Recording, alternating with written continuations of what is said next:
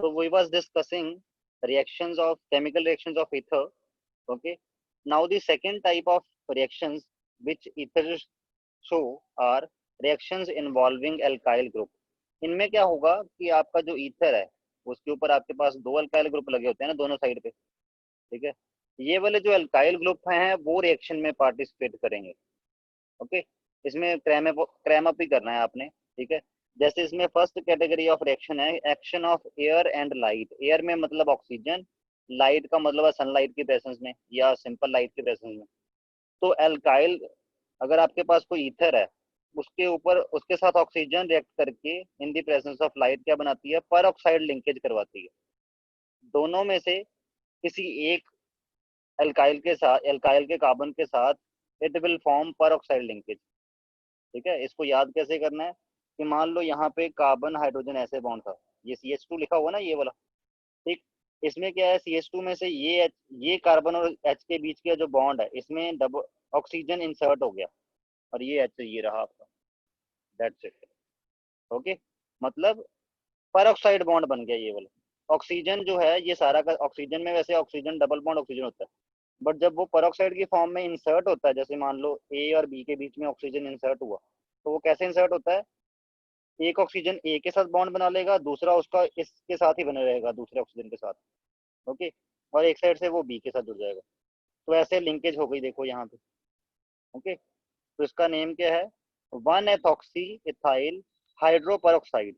ये थोड़ा सा कंजस्टेड सा लिखा गया है, इट इज हाइड्रोपरऑक्साइड, इसको हाइड्रोपरऑक्साइड बोलो। ओके, ये क्रैम अप ही करना है। नेक्स्ट है आपके पास हेलोजनेशन। आप क्या कर सकते हो, ईथर्स में जो अल्काइल ग्रुप होते हैं लेफ्ट एंड राइट, उन उन अल्काइल ग्रुप्स की हेलोजनेशन भी कर सकते हो। कैसे करते हैं, ठीक है। पहली बात, इसमें जो प्रोडक्ट बनेगा वो उसके कौन सा प्रोडक्ट बनेगा वो डिपेंड करेगा रिएक्शन कंडीशंस के ऊपर, कि रिएक्शन की कंडीशंस कैसी हैं। जैसे अगर आप क्लोरीन के साथ रिएक्ट करवाते हो इस वाले ईथर को, डायथाइल ईथर है ये, जिसका नेम क्या है, डायथाइल ईथर। ओके, तो क्लोरीन की प्रेजेंस में होगा क्या, इसका जो ये वाला कार्बन है इसका एक हाइड्रोजन रिमूव हो जाएगा और उसकी जगह एक क्लोरीन लग जाएगा, मोनो हेलोजनेशन हो जाएगी। बट अगर आपने क्लोरीन एक्सेस में डाल लिया तो जो लेफ्ट वाला कार्बन है उसका भी एक हाइड्रोजन रिप्लेस हो जाएगा और उसकी जगह भी आपके पास एक और क्लोरीन लग जाएगा, मतलब डाई हेलोजनेशन हो जाएगी। Okay, this di halogenation will occur, clear. But अगर आपने क्लोरीन को रिएक्ट करवा दिया सनलाइट की प्रेजेंस में या लाइट की प्रेजेंस में, तब ये सारे के सारे हाइड्रोजन, और क्लोरीन डालनी भी एक्सेस में है, तब ये सारे के सारे हाइड्रोजन, जैसे इसमें इसके ऊपर 3 हाइड्रोजन लगे हैं, इसके ऊपर 2 हाइड्रोजन लगे हैं, इसके ऊपर 2, इसके ऊपर 3, ये सारे के सारे हाइड्रोजन जो हैं वो रिप्लेस हो जाएंगे क्लोरीन के साथ। अब मतलब डार्क में करोगे तो ज्यादा से ज्यादा क्या हो जाएगा, डायहेलोजनेशन हो जाएगी। बट अगर आप यही वाली रिएक्शन लाइट में करोगे तो क्या होगा, all hydrogens of the alkyl groups on the both side, उनके जितने भी आपके पास हाइड्रोजन हैं, they all are going to get replaced by the calcium, or sorry, not calcium, chlorine. Okay, just wait a second student. Okay, so this is done, reaction involving alkyl group in case of ethers. Okay, जिनमें ethers का जो side वाला alkyl group है वो participate करता है। Next है आपके पास electrophilic substitution reaction on phenyl ring.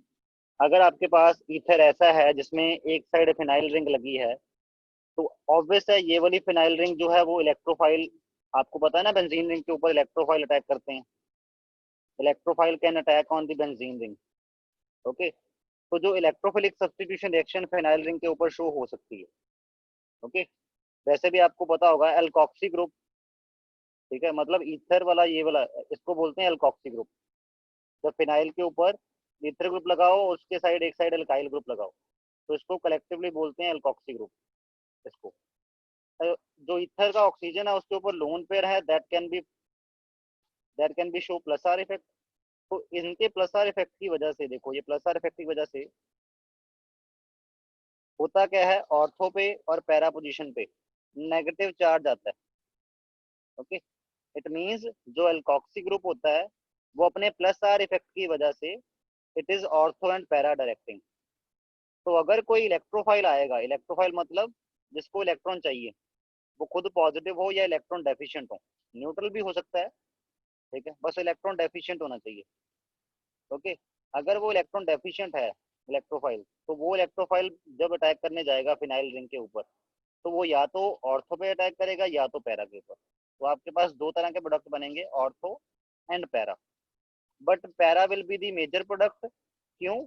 क्योंकि आपको पता है ऑर्थो पोजीशन पे स्टेरिक हिंड्रेंस होती है ड्यू टू दिस ग्रुप, इसलिए para is the favourite position for the electrophile to attack.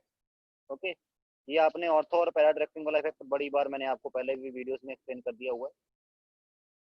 ठीक, अब इसके कुछ एक रिएक्शंस देख लेते हैं। रिएक्शंस में लाइक जैसे, अगर आपको इसको क्या बोलते हैं, इसको बोलते हैं, इसका अगर आईयूपीएसी नेम आप जब पूछो मेरे से तो दिस इज मेथॉक्सी बेंजीन। और अगर इसका कॉमन नेम पूछो जो कि बड़ा कह सकते हो फेमस है, दैट इज एनिसोल। याद कर लो, बेंजीन के ऊपर जब COCH3 लगा हो, that is called as the anisole. Okay, तो आपके पास जो एनिसोल है, ठीक, जब उसकी नाइट्रेशन करवाई जाती है, नाइट्रेशन करवाने के लिए क्या यूज करते हो, HNO3 और H2SO4 का मिक्सचर। ओके, नाइट्रेशन में के दौरान NO2 पॉजिटिव ये वाला एक इलेक्ट्रोफाइल जनरेट होता है। तो ये वाला इलेक्ट्रोफाइल कहाँ अटैक करेगा, या तो पैरा ऑर्थो पोजीशन पे या तो पैरा पोजीशन पे। तो you will get these two product.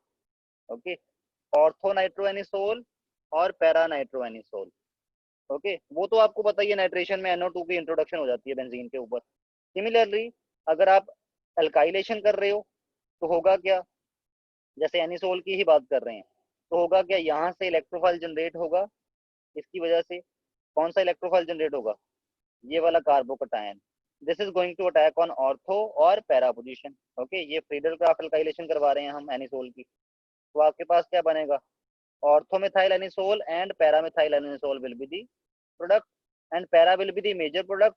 Okay, similarly अगर आप एनिसोल के लिए फ्रीडल क्राफ्ट असाइलेशन करवाते हो, असाइलेशन में क्या होता है, CH3 C double bond O positive, ये वाला एक इलेक्ट्रोफाइल जनरेट होता है।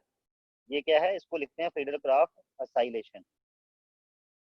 Okay, clear. तो अगर आप फ्रीडल क्राफ्ट असाइलेशन करवाओगे, असाइलेशन के लिए आपने क्या यूज किया, आपने असाइल क्लोराइड को यूज किया। तो यहाँ से आपका इन दोनों ने मिलके, मैकेनिज्म आपको कंप्लीट पता ही है, इन दोनों ने मिलके ये असाइलम आयन बनाना है which is the electrophile and this is going to attack on either ortho position और para position. But majority of time ये पैरा पोजीशन पे अटैक करेगा, मेजोरिटी ऑफ टाइम ये पैरा पोजीशन पे अटैक करेगा। So that's why आपके पास this is the major product and this will be the minor product.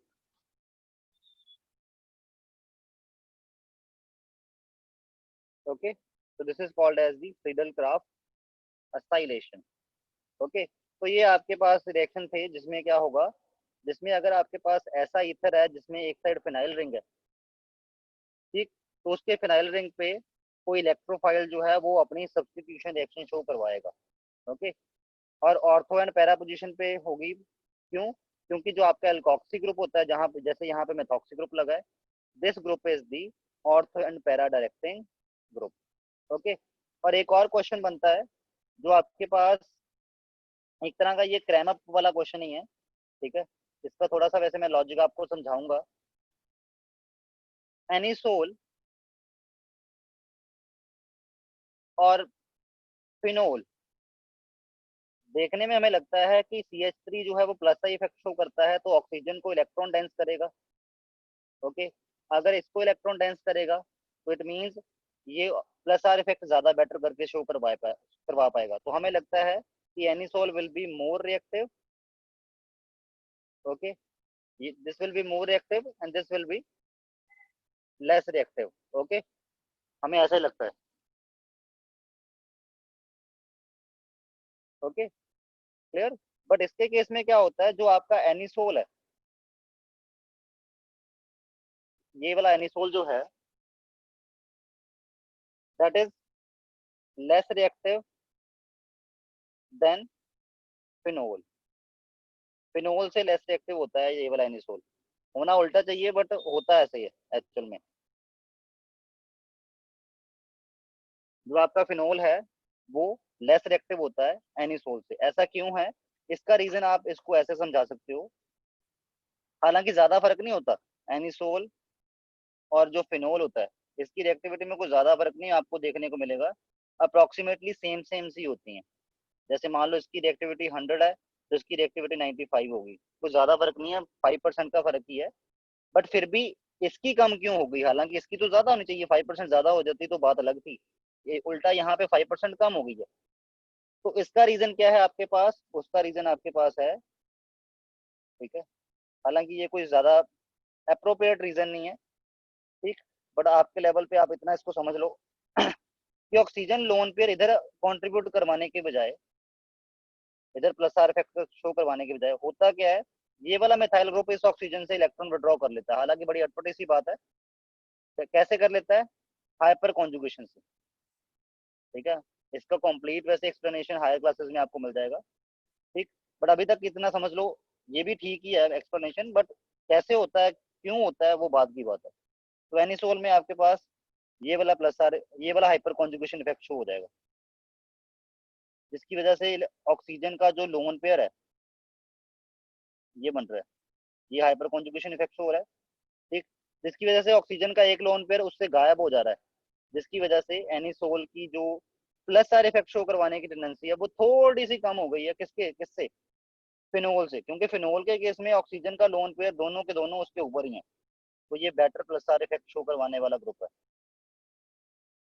Okay, बस ये फर्क है, ठीक है। तो ये वाला पॉइंट बस अपने दिमाग में रखना कि जो, उसके बाद एक और चीज, अगर हम जैसे अभी हमने बोला कि जो एरोमेटिक ईथर्स हैं, एरोमेटिक ईथर जिसमें एक साइड फिनाइल रिंग लगा हो, वो थोड़े से लेस रिएक्टिव होते हैं फिनोल से।